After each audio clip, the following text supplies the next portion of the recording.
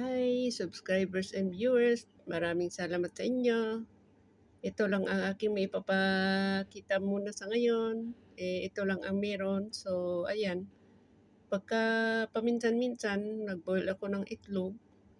Ilalagay ko sa aking tinapay. Mas pipiliin ko ng hard-boiled egg kaysa yung prito. Kasi pag yung prito, siyempre magmamantika ka pa. At saka yung hard-boiled egg, makakain mo talaga yung buo.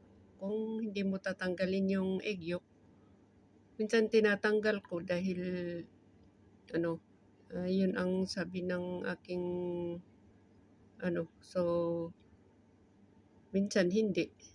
Paminsan-minsan tinatanggal. So ayan, kapag kasi yung pritong itlog siyempre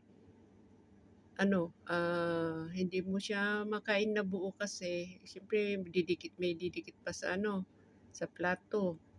Tapos okey naman din kasi pero yung prito kasi may mantika pa, oo.